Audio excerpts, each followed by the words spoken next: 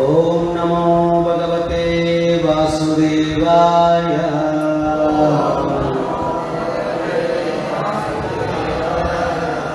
ओम नमो भगवते वासुदेवाय।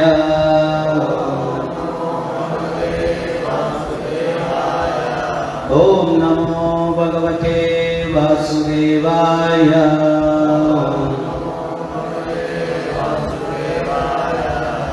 कृष्ण करुणा सिंधो दीनबंधो जगत्पते गोपेश गोपिका कांता राधा कांता नमोस्तुते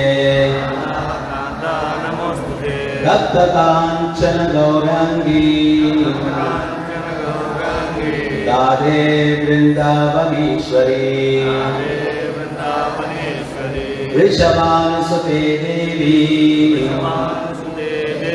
प्रणमामि हरिप्रिये। वाञ्छाकल्पतरुभ्यश्च कृपा सिन्धुभ्य एव च पतितानां पावनेभ्यो वैष्णवेभ्यो नमो नमः।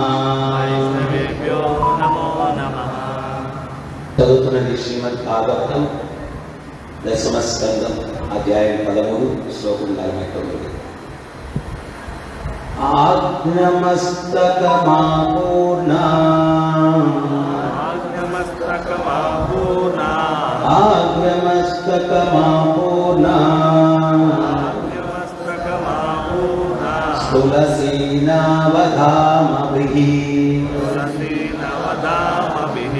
తులసీనవధామభిః కోమలై సర్వగాత్రేషు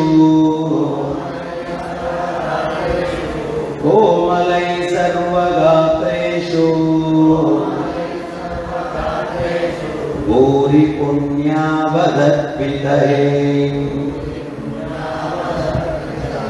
భూరి పుణ్యావదర్పితయే.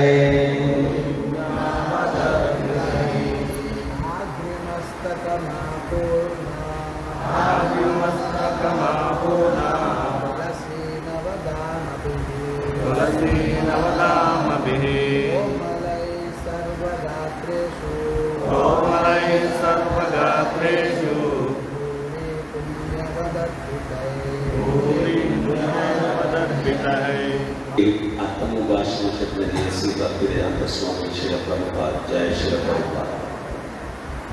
శ్రవణ కీర్తనములనేది మహాపుణ్యకర్మల ద్వారా భగవత్ అర్చనమునందు నెలకొనిన భక్తులచే అర్పింపబడిన నూతనములు కోమలములు నగు తులసీదళ మాలలచే పాదముల నుండి శిరము వరకు వారి సర్వదేహాంగములు అలంకరింపబడి ఉండెను.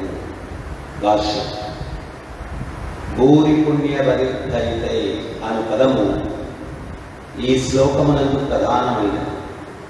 పలు జన్మలు పుణ్యకార్యములను అనుసరించిన వారు సుకృతిభిః నిరంతరము భక్తి యోగమునందు శ్రవణం కీర్తనం విష్ణు నెలకొనిన వారు నగు మహనీయులచే ఈ విష్ణు రూపములు అర్చింపబడదు. భక్తి యొక్క సేవయున్నది మహోన్నత పుణ్యకార్యములను వనరించిన వారి కార్యం. అట్టి పుణ్య సంచయమును గూర్చి ఆగవతమునందే సుఖదేవ గోస్వామి వేరొక చోట ఇట్లా పలికింది. ఇత్తం సతాం బ్రహ్మ సుఖానుభూత్య ధాన్యం గతానాం పరదైవతేన మాశాశ్రితానాం సరధారకేన సాధం విద్రోహు కృత పుణ్య పూజ. పుణ్యరాశులను ప్రోగు చేసుకొనిన మహోన్నత వ్యక్తులు కొందరిప్పుడు గోపబాలుగా సాఖ్యరసమున శ్రీకృష్ణునితో క్రీడించుచున్నారు.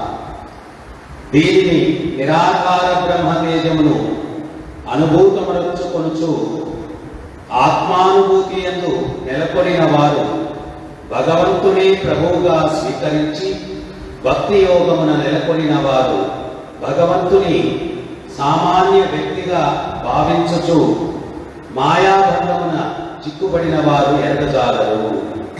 బృందావనమునందలి మా కృష్ణ బలరామ మందిరములో ఒక కమల వృక్షము గుడి ప్రాంగణములోని ఒక మూలన పూర్తిగా ఆవరించి ఉన్నది. గుడి నిర్మాణములకు ముందు ఆ వృక్షమును ఎవరినూ పట్టించుకోలేదు. కానీ ఇప్పుడు అది చక్కగా పోషింపబడి ప్రాంగణములోని మూలలను పూర్తిగా ఆవరించినది. భూరి పుణ్యమునకు ఇది చిహ్నం. ఓం అజ్ఞానతిమిరంధస్య జ్ఞానాంజనశలాకయా చక్షురున్మిలితం యేన తస్మై శ్రీ గురవే నమః. నమో విష్ణుపాదాయ కృష్ణప్రేష్ఠాయ భూతలే శ్రీమతే జయపతాక స్వామినితి నామినే. నమో విష్ణుపాదాయ కృష్ణప్రేష్ఠాయ భూతలే శ్రీమతే భక్తివేదాంత స్వామినితి నామినే. నమస్తే సారస్వతి దేవం గౌరవాణి ప్రచారిణే నిర్విశేష శూన్యవాది పశ్యతిరేషతారిణే. జయ శ్రీ కృష్ణ చైతన్య ప్రభు నిత్యానంద శ్రీ అద్వైత గదాధర శ్రీవాసవి గౌరభక్త బృంద. హరే కృష్ణ కృష్ణ కృష్ణ హరే హరే హరే రామ రామ రామ హరే హరే. శ్రవణ కీర్తనముల నుండి మహాపుణ్యకర్మల ద్వారా భగవత్ అర్చనమునందు నెలకొనిన భక్తులచే అర్పింపబడిన నూతనములు కోమలములు నగు తులసీదల మాలచే పాదముల నుండి శిరస్సు వరకు వారి సర్వ దేహాంగములు అలంకరింపబడి ఉండెను. మనం క్రిందటి కొన్ని రోజులుగా బ్రహ్మకి బృందావనంలో భగవంతుని పరిప్రేషితులైనటువంటి గోపబాలులు వారందరూ కూడా విష్ణు రూపాలుగా దర్శనమివ్వడానికి గురించి మనం చర్చిస్తూ ఉన్నాం. వారి యొక్క రూపాలు ఎంత సుందరంగా ఉన్నాయి అనేటువంటిది వర్ణన జరుగుతూ ఉంది. ఈ యొక్క శ్లోకంలో ఎన్నో జన్మలుగా భక్తియుక్త సేవలను వనర్చినటువంటి భక్తులు అతి నూతనము అతి కోమలము. తులసీదళం కూడా మంజరులు వచ్చినటువంటిది మనం అర్పించకూడదు భగవంతునికి. లేతగా ఉన్నటువంటి తులసీ దళములను మనం మాలగా తయారు చేయాలి. సో నూతనము కోమలము అయినటువంటి ఆ తులసీ దళములు ఆ శరీరం అంతా కూడా అది ఆవహింపబడి ఉన్నాయంట, కప్పబడి ఉన్నాయంట ఆ విష్ణువులో.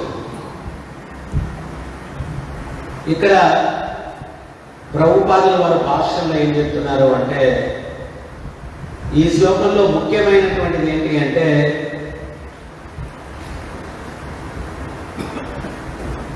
ఎన్నో జన్మలు. ఈరోజు మనందరం కూడా ఏమనుకుంటామంటే, ఏదో బై ఛాన్స్ ఇక్కడ వచ్చి కూర్చునేస్తున్నాం అనుకుంటాం. కాదు, ఎన్నో జన్మలు. ఒక జన్మలో మనం జగన్నాథ రథయాత్ర పోతా ఉంటే ఎవరో ప్రసాదం ఇచ్చారు, అబ్బా చక్కెర బంధువులు భలే ఉంది అని చెప్పి తిన్నాం. ఆ జన్మకి చేసుకున్న సుకృతి అది.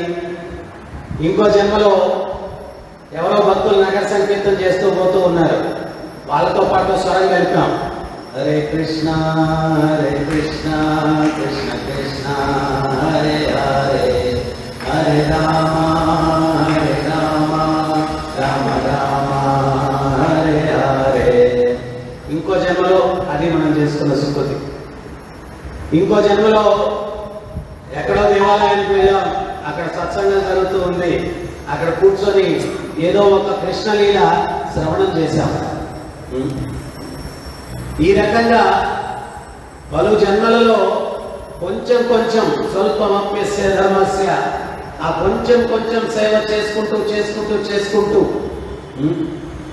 అది మనల్ని ప్రతినిత్యం స్వామిని దర్శించేటువంటి భాగ్యాన్ని కలిగించిన స్థితికి తీసుకొని వచ్చింది అన్నమాట.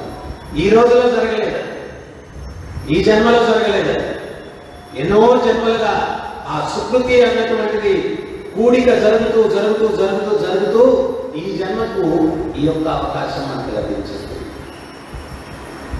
ఎవరికంటే భాగ్యం? ఎంతో మంది ఉన్నారు, ఎంతో ధనికులు ఉన్నారు, తెలివిగల ఉన్నారు. వాళ్ళందరూ కూడా ప్రతినిత్యం రాధా గోపీనాథ్ దర్శనం చేసే భాగ్యం వాళ్ళకు ఉందా? మరి భగవంతుడు మనకు ఆ అవకాశాన్ని కల్పించాడు అంటే దాన్ని మనం ఏమర్థం చేసుకోవాలా? అహోభాగ్యం. సామాన్యమైనటువంటి విషయం కాదు, సామాన్యమైన విషయం కాదు. నేను మీకు ఎన్నోసార్లు చెప్పాను, హనుమంతుల వారి దగ్గరికి వాల్మీకుల వారు వచ్చారు. అయ్యా, సీతమ్మ తల్లిని వెతికి తీసుకురావడానికి మీరు పట్టినటువంటి కష్టం, ఆ యొక్క భాగానికి మీరే హీరో. అందుకని మీరు లంకకు వెళ్ళి సీతమ్మను గుర్తించి వచ్చినటువంటి ఘట్టానికి హనుమత్కాండ అని పేరు పెడతానయ్యా అని చెప్పన్నాడు. అంటే హనుమంతుల వారు అన్నారు, స్వామి, ఈ పేర్లు ప్రతిష్టలు ఇవన్నీ మాకు దేనికయ్యా? నా వద్దు స్వామి, నా పేరు పెట్టద్దు, ఇంకేదన్నా.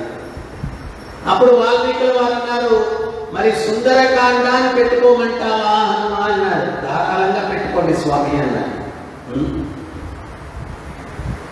అప్పుడు ఆయన మాట చెప్పి ఇంటికి వచ్చేశాడు. అంజనాదేవి హనుమంతుల వారిని చూడగానే ఏ సుందరా సుందరా సుందరా అనింది. హనుమంతుల వారు అటు ఇటు తిరిగి చూస్తున్నారు. అమ్మ ఎవరిని పిలుస్తూ ఉంది అని చెప్పి, అమ్మా ఎవరినమ్మా పిలుస్తున్నావు నువ్వు అంటే, ఎవరినేంటి నాయన, నిన్నే కదా అనింది. నా పేరు హనుమానుదమ్మా, సుందరా అంటున్నావేంటి అంటే, అప్పుడు అంజనాదేవి చెప్తూ ఉంది, నాయన నువ్వు పుట్టినప్పుడు ఎంత సుందరంగా ఉన్నావు అంటే, నీకు మొట్టమొదట మేము పెట్టిన పేరు సుందరా అని పేరు పెట్టామనింది.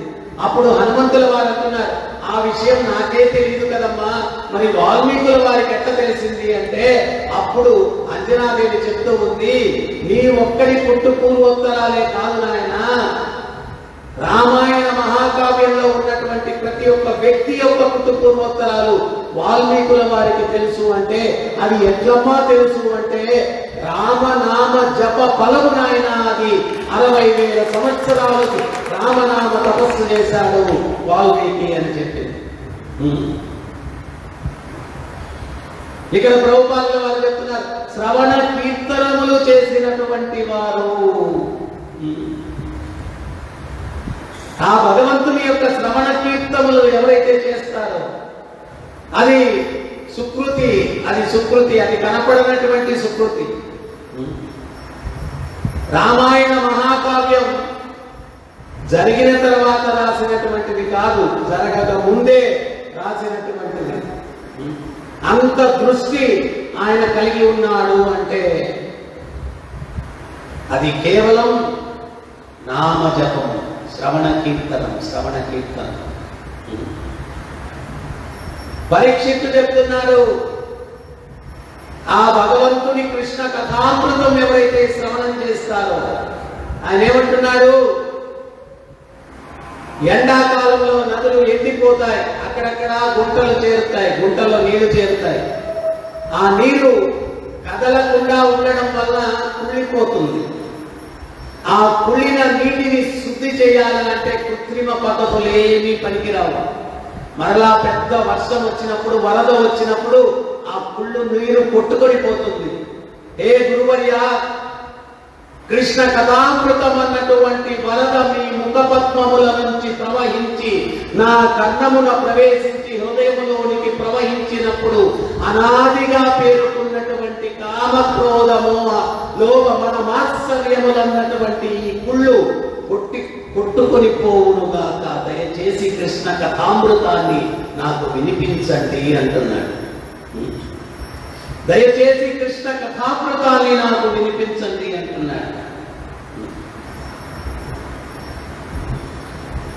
మన హృదయం శుద్ధి కలగాల అంటే, ఆత్మశుద్ధి కలగాల అంటే దానికి ఔషధం ఏమిటి అంటే కేవలం కృష్ణ కథామృతం, కృష్ణ నామామృతం.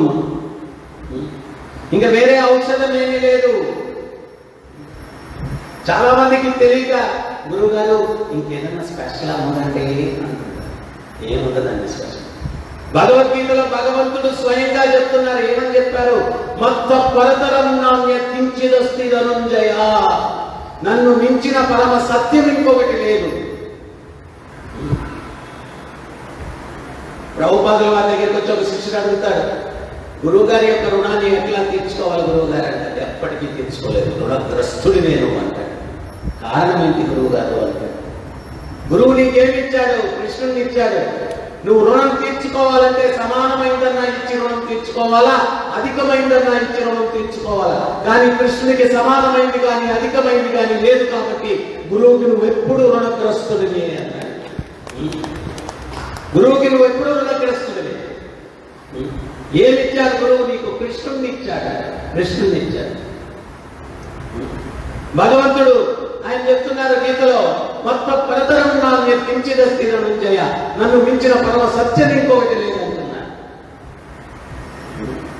నన్ను మించిన పరమ సత్యం ఇంకొకటి లేదు. సో అందువల్ల ఎన్నో జన్మల సుకృతి ఫలం ఇది. మనం భక్తి మార్గంలో ఉన్నాము అంటే ఎన్నో జన్మల సుకృతి ఫలం. దాన్ని మనం అర్థం చేసుకొని ఆ సుకృతిని ఏ రకంగా పెంపొందించుకోవాలి, ఇంకా ఎట్లా పెంపొందించుకోవాలి. మొన్న కూడా నేను కృష్ణాష్టమప్పుడు చెప్తూ ఉన్నాను. వ్యాపారస్తుడు గల్లాపేట దగ్గర కూర్చుంటాడు దుకాణంలో. ఆదాయం వస్తూ ఉంటే ఈ రోజులకి చాలా అనుకుంటాడా? వస్తూ ఉంటే ఇంకా రాని. అదే రకంగా భక్తిలో కూడా, భక్తి వినిమయ వ్యాపారంలో కూడా ఆ సుకృతి ఫలం ఇంకా రావాలి, నాకు ఇంకా రావాలా అని తప్పించాలి మనం. మరి అది ఎట్లా వస్తుంది? ఎంత ఎక్కువ నీవు నామాన్ని కీర్తిస్తావో, ఎంత భగవత్ సేవలో నువ్వు కైంకర్యం చేసుకుంటావో అంత ఆ సుకృతి ఫలం పెరుగుతూ ఉంటుంది. ఇక్కడ ఈ శ్లోకంలో ఆ మాల ఎవరు పుట్టారు, ఎవరు తయారు చేశారు? ఎన్నో జన్మలుగా ఆ సుకృతి ఫలము శ్రవణ కీర్తనములు చేసి ఆ సుకృతి ఫలాన్ని పొందారో వారు తయారు చేసినటువంటి మాల ఆ విష్ణు రూపాలకన్నిటిని కూడా ఆవహించదు, గొప్పపడిపోయింది. సో అందువల్ల దొరకునా ఇటువంటి సేవ. మనం ఏంటి అంటే ఎంత వీలైతే అంత భగవత్ సేవ. ఇక్కడ ఇంకొకటి కూడా మనం గమనించాల. ఇంద్రుడు చేసిన అపరాధానికి భగవంతుడు చాలా ముదము నొందాడు. ఇంద్రుడు ఏం చేశాడు? కుంభవృష్టి కురిపించాడు. బృందావనం అంతా కూడా వరద. వాళ్ళందరూ ఏం చేశారు?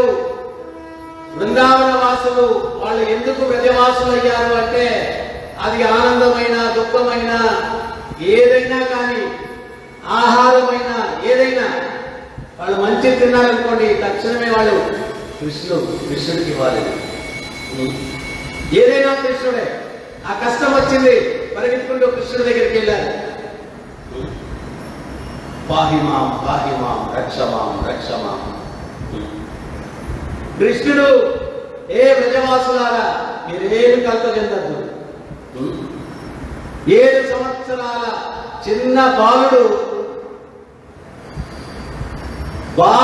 ఆటాడునప్పుడు కుక్క గొడుగులు ఏ రకంగా పైకెత్తి తమాషగా గొడుగులాగా ఇట్లా పట్టుకుంటారు, ఆ రకంగా 80 యోజనముల విస్తీర్ణం ఉన్నటువంటి గిరిగోవర్ధన పర్వతాన్ని అతి అవలీలగా చిటికిన వేల మీద ఎత్తి నిలబడి ఆ బృందావన వ్రజవాసులందరికీ కూడా ఆశ్రయం కల్పించినటువంటి ఆ దేవదేవుడు ఇంద్రుడు అపరాధం చేసిన దానికి కోపగించలేదంట. కారణం ఏంటి అంటే, వారందరూ అనుకుంటూ ఉండేవాళ్ళంట, నిన్న గోపికలు ఏ రకంగా అనుకున్నారో నేను చెప్పినాను కదా, మా ఇంట్లో ఎందుకు పుట్టలేదు కృష్ణుడు అని. కృష్ణుడు ఎప్పుడైతే నందుని ఇంటికి వెళ్ళిపోతాడో అప్పుడు వాళ్ళందరూ అనుకునేవారంట, ఇంకా రేపు ఉదయం వరకు కృష్ణుడు మనకి ఇంకా దొరకడే, రేపు ఉదయం రాత్రంతా విరహంలోనే ఉండాలి. ఆ వ్రజవాసులందరూ కూడా ఇద్దరు గోపికలు మాట్లాడుకుంటే, మనం ఇక్కడ ఇద్దరు ఆడోళ్ళు మాట్లాడుకుంటే ఆ అత్తా పొడల గొడవ ఏంటి, ఇదేంటి అదేంటి నానా చెత్త గ్రామ్య కథ మాట్లాడుకుంటాం. కానీ వ్రజభూమిలో ఉన్నటువంటి వ్రజవాసులందరూ కూడా ఏమి చర్చ అయినా ఆ చర్చలో కృష్ణుడే ఉంటాడు, ఇంకా వేరే ఏమి ఉండదు ఆ చర్చలో. కృష్ణుడు నిర్ణయం చేశాడు, మొన్నేం చేశాడు, అటు మొన్నేం చేశాడు, ఇవే చర్చ వ్రజవాసులందరూ. వాళ్ళందరూ అనుకునేవారంట, అరే ఈ రాత్రి కృష్ణుడు లేని విరహాన్ని మనం ఎట్లా గడపాలా, కృష్ణుడు లేని విరహం అది కృష్ణుడు లేకుండా ఎట్లా గడపాలా అని నిద్ర లేని రాత్రులు గడిపేవారంట వాళ్ళు. ఒక్క రాత్రికి వాళ్ళకి కృష్ణుడు లేడన్నటువంటి దుఃఖం వాళ్ళకి నిద్ర పట్టేది కాదు. ఆ విరహంలో రాత్రంతా గడిపేవారు.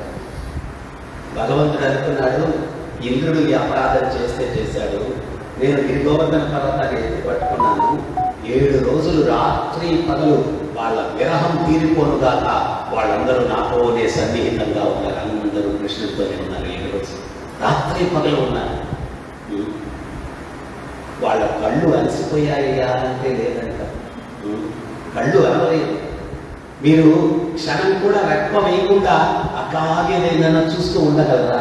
కానీ ఆ 7 రోజులు రాత్రి పగలు గోపాలులు గోపికలు అందరూ కూడా ఆయన ఆ చిటికెల వేడి మీద ఇట్లా నిలబడుకుని మురళిని ఇట్లా పట్టుకొని తీక్షణంగా శ్రీమతి రాధారాణిని ఆయన చూస్తున్నారు. ఆయన కళ్ళు రెప్ప వేయట్లేదు కృష్ణుడికి. మరి ఆయన ఎవరిని చూస్తున్నారంటే భక్తి స్వరూపమైనటువంటి శ్రీమతి రాధారాణిని చూస్తూ ఉన్నారు. తదేకంగా అట్లే చూస్తూ ఉన్నారు. ఆ శ్రీమతి రాధారాణి కూడా కృష్ణుడిని తదేకంగా అట్లే చూస్తూ ఉంది. చూస్తూ ఉన్నప్పుడు ఆయన రాధారాణిని చూస్తూ తన్మయత్వంలో అట్లా ఊగుతూ ఉన్నారంట. అప్పుడు గోపికలు రాధ చెవులో చెప్తున్నారంట, ఏ రాధే పొరపాటు నన్ను ఏమన్నా టక్కనట్టు ఇటు చెవులు చెప్తున్నారంట, కదలకుండా ఉండాలి, కదలతో జాగ్రత్త, ఆయన తీక్షణంగా నీ ధ్యానంలో ఉన్నాను, నీ ధ్యానంలో ఉన్నాను. 7 రోజులు రాత్రి పగలు వాళ్ళ కోరికలు భగవంతుడు తీర్చాడు. అందుకనే నేను చెప్పాను, భగవంతుడు చేసే ఏ లీలలో అయినా బహుప్రయోజనములు ఉంటాయి, ఒక్కటి కాదు.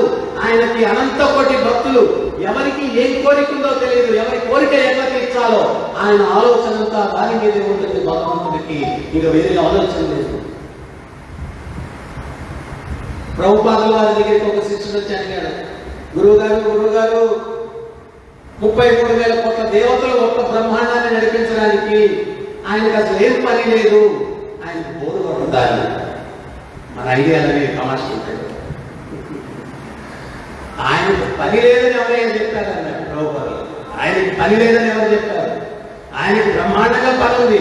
ఆయన పని ఏంటి అంటే అనంత కోటి భక్తులు ఉన్నారు, వాళ్ళందరినీ ఎట్లా సంతృప్తి పడతారా అన్నటువంటి ధ్యానంలో ఆ భగవంతుడు ఎల్లవేళలా ఉంటాడు. ఆయనకు పని లేకుండా ఏంటి? సో 7 రోజులు వీళ్ళందరూ కూడా ఆ కోరిక తీర్చాడు. సో అందుకని ఇంద్రుడు చేసినటువంటి అపరాధానికి భగవంతుడు ఏం కల్పలేదు, నా భక్తుల్ని దగ్గర చేర్చాడు. మనం కూడా ఎవరితోనా మాట్లాడినా, ఎవరితోనా ఏమైనా చేసినా భక్తిలో ఉత్సాహపడేటువంటి విషయాలనే వారితో మాట్లాడాలి. మనం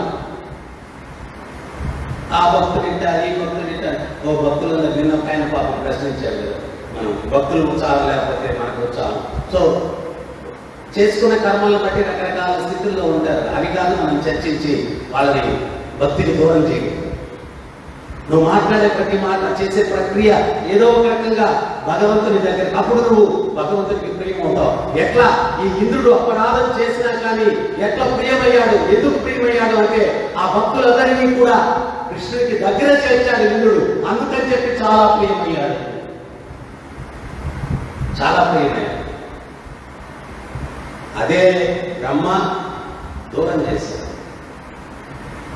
భక్తుల్ని దూరం చేశాడు. భూమి యొక్క కాల ప్రమాణం ప్రకారం 1 సంవత్సరం రోజులు ఆ యొక్క గోపాలుని గోవు దూడల్ని భగవంతునికి దూరం చేశాడు బ్రహ్మ. అందుకని బ్రహ్మ చేసిన దానికి చాలా అపరాధంగా భగవంతుడు భావించాడు.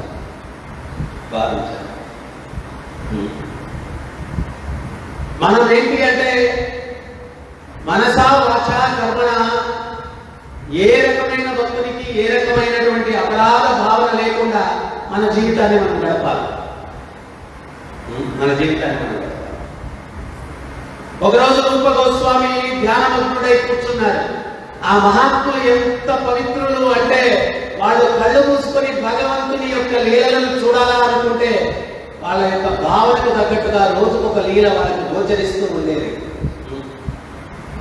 అంటే మనం టీవీలో ఎట్లాగా కార్యక్రమాలు చూస్తామో అట్లాగా లైవ్ టెలికాస్ట్ బృందావనంలో భగవంతుని యొక్క దివ్య లీలలను వాళ్ళు స్వయంగా చూస్తూ ఉండేటువంటి వారు. ఆయన ఒకరోజు ఆ ధ్యానంలో కూర్చుంటే గోపికలందరూ కూడా శ్రీమతి రాధారానికి జడలు వేస్తూ పూలతోటి అలంకరింపజేస్తూ ఉన్నారన్నమాట. చక్కగా అలంకరింపజేస్తున్నారు. కృష్ణుడు ఆమెను చూసిన తక్షణమే ఈ అలంకరణ చూసి ప్రసన్నమైపోవాలి. అలంకరిస్తూ ఉంటే కృష్ణుడు మెల్లగా వచ్చాడు.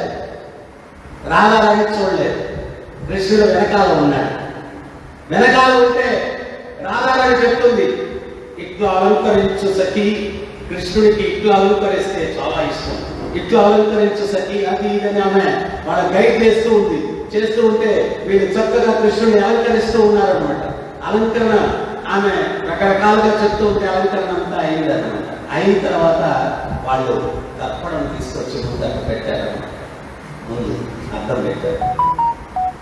ఎప్పుడైతే ఈమె ఇట్లా అలంకరించండి అట్లా అలంకరించండి అంటే కృష్ణుడు వెనకాల జరిగింది ఇక్కడ ఈయన యాక్షన్ చేస్తా ఉన్నాడు. ఎప్పుడైతే ఆ తర్పణం ముందు తీసుకొని పెట్టారో ఎప్పుడైతే అప్పుడు రాధారాణితో పాటు వెనకాల దివ్యమంగళమైనటువంటి ఆ కృష్ణ చంద్రుడి ముఖారవిందం ఆ తర్పణంలో కనిపించింది శ్రీమతి రాధారాణికి. అరే నేను ఇట్లా అలంకరించు అన్ని చెప్తున్నాను, కృష్ణుడు వినేశారు ఇవన్నీ అని చెప్పి సిగ్గుతోటి ఆమె యొక్క కొంగు తీసుకుని ఇట్లా కప్పుకునేది. సిగ్గుపడి ఎప్పుడైతే అట్లా కొంగు తీసుకొని కప్పుకునిందో అప్పుడు అందరూ నవ్వడం మొదలు పెట్టారు. ఈ గోపికలందరూ కూడా, రూప గోస్వామి కూడా ఆ యొక్క దృశ్యాన్ని చూసి ఈయన కూడా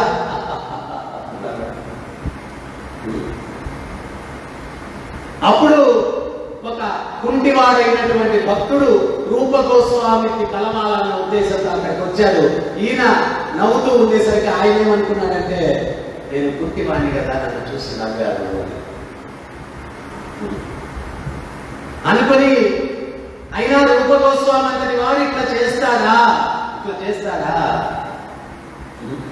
అనుకుని మళ్ళా సనాతన గోస్వామి దగ్గరికి వెళ్ళిపోతే ఈయన చూస్తూ ఉన్నటువంటి ఆ యొక్క దృశ్యం అదృశ్యమైపోయింది. అప్పుడు రూప గోస్వామి అనుకున్నాడు, ఇంత చక్కటి లీల నేను చూస్తూ ఉన్నాను, ఇది అదృశ్యమైపోయిందంటే ఎవరో పాదపద్మాలకు ఏదో చేశాను.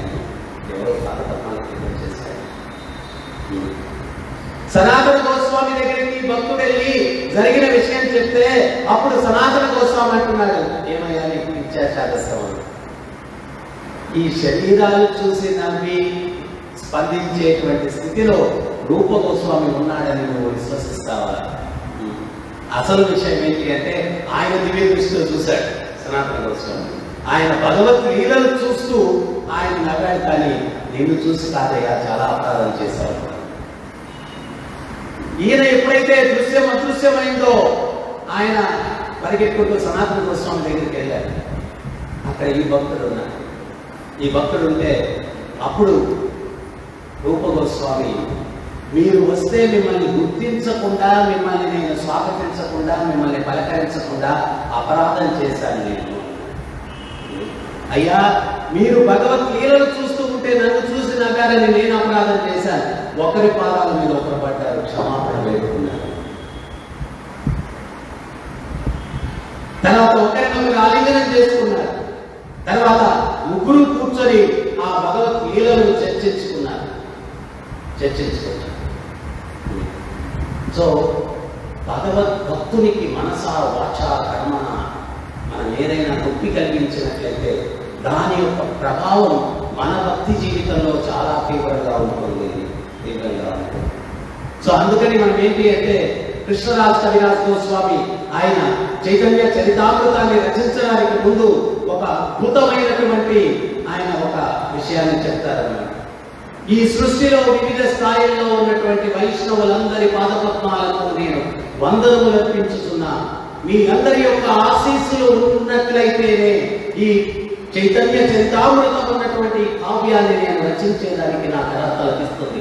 దయచేసి వివిధ స్థాయిలో ఉన్నటువంటి వైష్ణవులందరూ కూడా నాకు ఆశీస్సులను అర్పించండి, ఇవ్వండి అని చెప్పి మనకు ఏ ఆశీస్సులు ఉంటే పర్లేదు, ఆయన లేకపోతే పర్లేదు, ఆయన ఉంటే పర్లేదు కాదు, అందరి ఆశీస్సులు ఉండాలి. ఆయన్ని మనం ప్రసన్నం చేసుకోవాలంటే సో అందుకని ఈ యొక్క భగవంతుని యొక్క నామం, భగవంతుని యొక్క లీలా శ్రవణం ఇవన్నీ కూడా మనం ఏంటి అంటే ఎంత ఎక్కువ చేసుకుంటామో అలహానాలు అయిపోయే శుభ్రంగా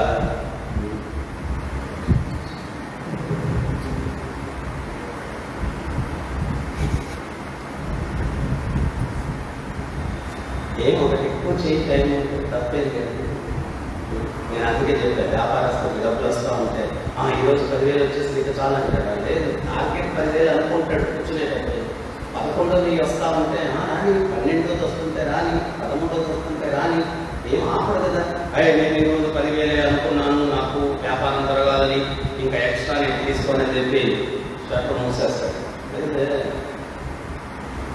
ఇది కూడా అట్లాగే 16 ప్రభుపాదులు గారు చెప్పారంటే ప్రభుపాద్ మిగిలిన సేవలకి వాటికి టైం సరిపోవట్లేదు, సరే మినిమం 16 చేయాలి, మా ఇంట్లో తక్కువలేదు, తర్వాత కొంచెం టైం దొరుకుతుంది, ఒక చేయి ఇంకో మార్చేది ఏం పర్వాలేదు. ఎంత వ్యాపారం ఎక్కువ జరిగితే అంత డబ్బు ఇదే కదా. ఇక్కడ కూడా ఎంత సుకృతి ధనం నీకు లభిస్తుందో ఆ సుకృతి ధనం అంతా నిన్ను ఉద్ధరింపజేయడానికే కదా అది ఉపయోగపడుతుంది. ఆ సుకృతి ధనం యొక్క విలువ తెలుసుకున్నప్పుడు అవధులు లేవు, సాధనకి అవధులు లేవు, శ్రవణానికి అవధులు లేవు. సో అందువల్ల పూర్వాచార్యులందరూ కూడా విలువైనటువంటి సమయం వాళ్ళకి దొరికిందంతా కూడా ఆ భగవంతుని యొక్క సేవలో వినియోగిస్తూ ఆ సుకృతి ఫలాన్ని పెంచుకుంటూ ఆ సుకృతి ఫలం పెంచుకున్న వాళ్ళకే ఆ భగవంతుడి సేవ లభిస్తుంది అని ఈ శ్లోకంలో స్పష్టంగా మనకు గోచరిస్తుంది. సో అందువల్ల మనం ఎంత ఎక్కువ వీలైతే అంత ఎక్కువ ఆ భగవత్ సేవలో మనం కైంకర్యం చేసుకునేదానికి ప్రయత్నించాలి. హరే కృష్ణ. సందేహం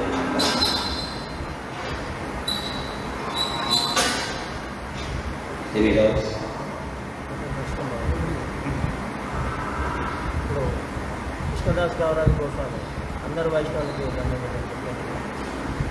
అంటే అన్ని సాంప్రదాయ వాళ్ళకి ఒక మాసం. ఇప్పుడు వైష్ణవ అంటే విష్ణు భక్తుడు, విష్ణువుని కృష్ణుడిని సేవించేటువంటి వాడు వైష్ణవుడు.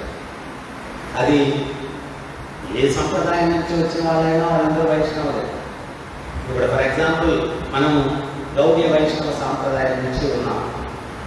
మధ్వాచార్యుల వారు మన ఆచార్యులు చైతన్య మహాప్రభు. అతని చెప్పి రామానుజాచార్యుల వారి ఆశీస్సులు మనకు వద్దు అంటే అలా కష్టం. నా ఉద్దేశంలో రామానుజుల వారు అనంతశేషుడు, బలరాముడు, లక్ష్మణుడు. మన సాంప్రదాయంలో చూసుకుంటే నిత్యానంద మహాప్రభు. సో ఆశీస్సులు కూడా వైష్ణవుడు ఏ సంప్రదాయానికి సంబంధించిన వైష్ణవుడైనా అందరి వైష్ణవుల యొక్క ఆశీస్సులు ఉంటాయి. దాంట్లో మళ్ళా బైఫర్కేషన్స్ లేదు, డివిజన్స్ లేదు, అందరూ ఆశీస్సులు. ఇంకేమైనా సందేహం?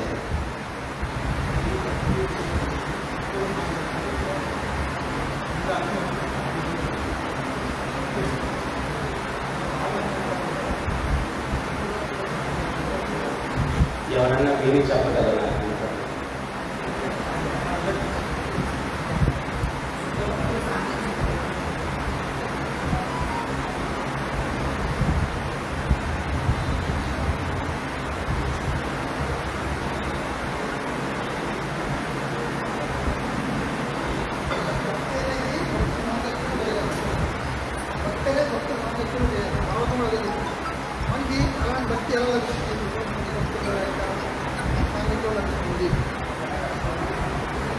భక్తి అనేది భక్తుల యొక్క సాంగత్యంలో చేయాలా? అలాంటి భక్తుల యొక్క సాంగత్యం మనకి ఎట్లా లభిస్తుంది? శుద్ధ భక్తుల సాంగత్యం ఎట్లా లభిస్తుంది? మనం శుద్ధ భక్తులైతే శుద్ధ భక్తుల యొక్క సాంగత్యం లభిస్తుంది. తర్వాత ఇంకొకటి ఏంటి అంటే ప్రభుపాదులు చెప్తారు, ఇక్కడ మనం ఒక భక్తుల సంఘంగా కలిసాము అంటే అది కూడా మనం అర్థం చేసుకోవాలా, ఇది ఈ జన్మలో కలిగినటువంటి బంధం కాదు, ఎన్నో జన్మలుగా మనందరం అసోసియేట్స్ అన్నమాట. తర్వాత ఈ యొక్క సంఘంలో భక్తిని మనం తీవ్ర స్థాయికి తీసుకుని వెళ్ళి ఆధ్యాత్మిక జగత్తుకు వెళ్ళినా కానీ పూజ్య శ్రీ జయపతాక స్వామి మహారాజుల వారు రోజు చెప్తున్నారు క్లాసు. ఆయన ఏమన్నారంటే అక్కడ కూడా రాధా గోపీనాథ్ భక్త బృందం ఒకటి ఉంటుంది, గోలోక బృందావనం. అక్కడ ఆ యొక్క బృందంలో ఒక్కొక్కరు పోయి చేరుకుంటా ఉంటారు. ఫైనల్గా ప్రభుపాదుల వారి యొక్క బృందం ఒకటి ఉంటుంది, జయపతాక స్వామి బృందం ఒకటి ఉంటుంది. సో అట్లాగా అందరం అక్కడ ఇది ఈ రోజు కలిగింది కాదు, ఎన్నో జన్మలుగా మనందరం కలుస్తూ ఉన్నాం. అందువల్ల మళ్ళా ఉదయం ఉన్నాం. సో అందువల్ల ఇది అర్థం చేసుకొని మనం లాంగ్ టర్మ్ రిలేషన్షిప్ ఎట్లా పెట్టుకోవాలనేది ఆలోచించాలి. ఇప్పుడు బస్సులో పోతున్నాం, మనం ఒక అరగంట ప్రయాణం, పక్కనతో అట్ట పట్టుకొని కూర్చోవాల్సిన అవసరం లేదు. అరగంట ప్రయాణం ఇదే 2 గంటల ప్రయాణం, పెద్ద రిలేషన్ పెట్టుకోవాల్సిన అవసరం లేదు. ఒక రాత్రి ప్రయాణం, పెద్ద రిలేషన్ పెట్టుకోవాల్సిన అవసరం లేదు. కానీ ఎక్కువ సమయం మనం ఒకరితో రిలేషన్లో ఉండాలంటే ఆ రిలేషన్ చెడకుండా చూసుకోవాలి. ఎందుకంటే కలిసి ఎక్కువసేపు జీవించాలి. సో మన రిలేషన్ భక్తుల మధ్యలో ఇది జన్మల బంధం కాబట్టి ఈ రిలేషన్ చెడకుండా మనం జాగ్రత్తగా కాపాడుకుంటూ ముందుకు వెళ్ళడానికి. అందువల్ల సాంగత్యం కూడా మనం ఏంటి అంటే ఎక్కడో శుద్ధ భక్తుల సాంగత్యం అనేది దొరుకుతుంది అని అనుకోవడం కూడా కరెక్ట్ కాదు. ఇప్పుడు భాగవతం చర్చించాం, ఇవి నాలో శుద్ధత్వం లేకపోవచ్చు, లేకపోతే ఇంకో చెప్పే వ్యక్తులు అంత మీరు అనుకున్నటువంటి ఇది లేకపోవచ్చు. కానీ ప్రభుపాదుల వారు కూడా చెప్పారు, ఆయనలో ఒక ఆయన లోపాలు ఎత్తుతా ఉన్నారంట. అప్పుడు ప్రభుపాదుల వారు గమనించన్నారంట, నాలో లోపాలు ఎత్తదు, నేను లోపంతో ఉన్నా కానీ నేను చెప్పే తత్వంలో లోపం లేదు, దాని సాంగత్యం వల్ల శుద్ధ భక్తులు వస్తారు. సో అందువల్ల ఇప్పుడు మనం చర్చించినటువంటి సబ్జెక్టు అది శుద్ధ సత్వంలో ఉన్నటువంటిది. అది మనం చక్కగా శ్రవణం చేస్తే శుద్ధ భక్తుల సాంగత్యం అంటే సాక్షాత్తు సుఖదేవ గోస్వామి, సాక్షాత్తు ప్రభుపాదుల వారు, సాక్షాత్తు వ్యాసముని వీరందరి యొక్క సాంగత్యం చెందినట్టే అది శుద్ధ సాంగత్యం. ఇంకేమైనా డౌట్స్? ఎస్,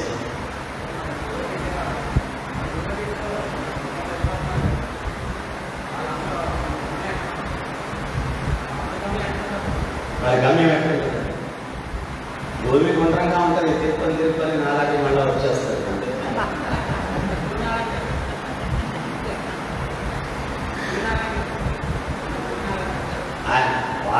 వాళ్ళు చేస్తున్న దానికి ఆయనకి ఇంకా రాబోతున్నట్టు సేవ చేయాలనుకోండి, కోరిక ఉందనుకోండి. ఇక్కడెవరో కొత్త భక్తులకి పెళ్ళిళ్ళు వస్తాయి, వాళ్ళ పిల్లడు పోతాడు, ఏదో జరుగుతుంది. లేదు స్వామి నాకు చాలా సేవ అక్కడికి వెళ్ళిపోవాలనుకుంటే అట్లా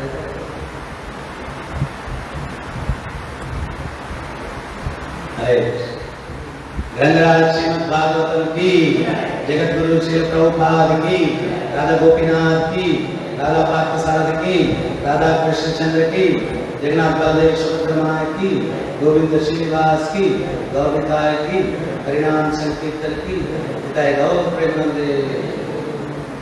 నాకు యాక్చువల్గా ఇక్కడ డివోటీస్